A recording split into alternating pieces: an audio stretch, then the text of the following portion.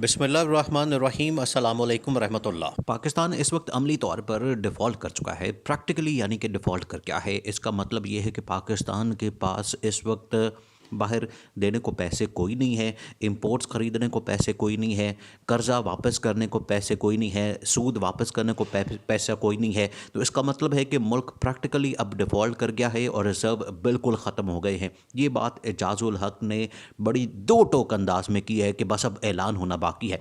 इसी को इसी को बचाने के लिए, पाकिस्तान को डिफ़ॉल्ट से बचाने के लिए अब इंटरनेशनली जो है, मोहम्मद बिन सलमान समेत चीन का भी ताउन अब मिलना शुरू हो गया है। इस पर सबसे पहले तो मोहम्मद बिन सलमान ने देखिए, पिछले दिनों जो मुलाकातें हुई हैं सऊदी अरब के अंदर सऊदी शाही महल में, जहां पर चीनी सदर शी जिनपिंग पहुंचे, वहां पर इतनी अहम तरीन मुलाकातें हुई हैं। उन मुलाकातों के अंदर एक ही एजेंडा रहा, जहाँ पर दो तरफ़ा मामलात सऊदी अरब और चीन के दरमियान तय पाए, वहाँ पर डील हुई। मोहम्मद बिन सलमान ने जो बाइडन को झटका दिया, और ऐसा तगड़ा झटका दिया कि इनके होश ठिकाने आ गए हैं, जो बाइडन के और अमेरिका के। लेकिन वहाँ पर जो अहम तरीन बात हुई वो थी पाकिस्तान से मुतल्लिक, कि पाकिस्तान इस खत्ते के अंदर इतना अहम तरीन मुल्क है। देखिए, चीन और सऊदी अरब दोनों को पाकिस्तान की बड़ी फ़िक्र है, और उनको पाकिस्तान के मुतल्लिक सोचना पड़ता है। जैसे ये मुलाकात हुई चीनी सदर की और सऊदी क्राउन प्रिंस मोहम्मद बिन सलमान की, तो उसके बाद जो सरकारी मीडिया है चीन का भी और सऊदी अरब का भी, उसने बड़ा वाज़ेह तौर पर यह लिखा है, वाज़ेह तौर पर रिपोर्ट किया है कि जहाँ पर दो तरफ़ा मामलात डिस्कस हुए, वहाँ पर आलमी रीजनल सिचुएशन और आलमी सिचुएशन डिस्कस हुई। रीजनल सिचुएशन में पाकिस्तान सबसे ऊपर खड़ा है, टॉप ऑफ द लिस्ट। उसकी वजह यह है कि पाकिस्तान में से चीन का सबसे बड़ा प्रोजेक्ट सी पैक गुजरता है। चीन का इस टाइम जो सबसे बड़ा प्रोजेक्ट है उसकी हिस्ट्री का, और बल्कि अब तो दुनिया की तारीख का इतना बड़ा प्रोजेक्ट बना हुआ है, आज की जो मॉडर्न हिस्ट्री है उसमें सबसे बड़ा प्रोजेक्ट इस टाइम सी पैक का है, जो कि शुरू होता है पाकिस्तान से। पाकिस्तान वो पहला मुल्क है जहाँ पर सी पैक एंटर होता है, और यहाँ से फिर सारा जाना है सेंट्रल एशिया और उसके बाद फिर यूरोप। ये इतना बड़ा प्रोजेक्ट है, उसकी सिक्योरिटी, उसकी इकोनॉमिक सिचुएशन, उसकी सारी की सारी लेन देन, वो सारा का सारा इस टाइम पाकिस्तान डील करता है चाइना के साथ। लेकिन जब जब देखें, इस तरह के प्रोजेक्ट्स बड़े इंपॉर्टेंट होते हैं, लेकिन जब पॉलिटिकली सिचुएशन आपकी इनस्टेबल होती है, अदम इस्तेहकाम आता है, सियासी तौर पर मुल्क के अंदर अफरा तफरी होती है, इंतशार होता है, खाना जंगी होती है, तो इस तरह के प्रोजेक्ट्स रुक जाते हैं। इस तरह के प्रोजेक्ट्स के ऊपर क्या होता है कि जितने दुश्मन ममालिक हैं वो आके फिर हमले करते हैं। हमने देखा है कि चीनी जब यहाँ पर आके काम करते हैं तो चीनियों के ऊपर हमला होता है, कभी उनके ऊपर कोई हमला हो जाता है, कभी कोई हमला हो जाता है।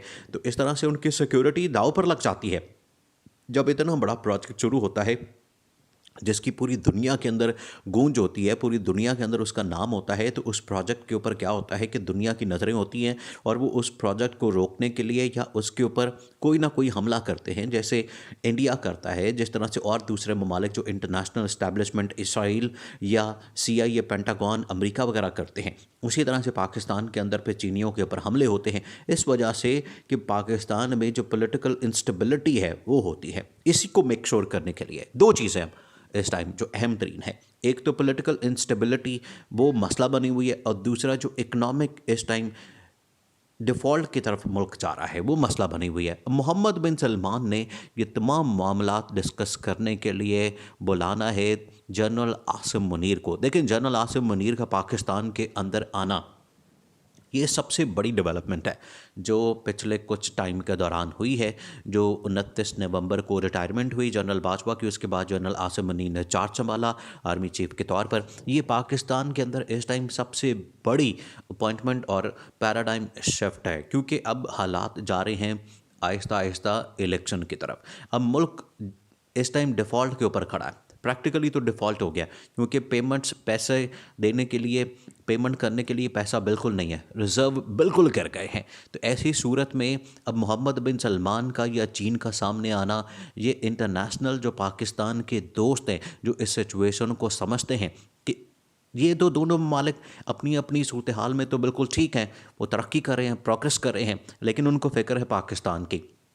जैसे सी पैक का इतना बड़ा प्रोजेक्ट, दुनिया का सबसे बड़ा प्रोजेक्ट चीन का पाकिस्तान से गुजरता है, इसी तरह से सऊदी अरब को भी पाकिस्तान की बड़ी फ़िक्र है, क्योंकि सऊदी अरब इस टाइम इस्लामी ममालिक में सबसे बड़ा मुल्क है, और इस्लामी दुनिया में, इस्लामी ममालिक में पाकिस्तान वाहिद एक एटमी ताकत है, जिसकी वजह से पाकिस्तान की अहमियत सबसे ज़्यादा है। इस्लामी दुनिया में पाकिस्तान की जो अहमियत है वो सबसे ज़्यादा है। लेकिन जो मुआशी, देखिए ये मुआशी जो मसाइल पैदा होते हैं, ये असल में यहाँ पर जो लूट मार, इमरान खान यही तो बात करता है।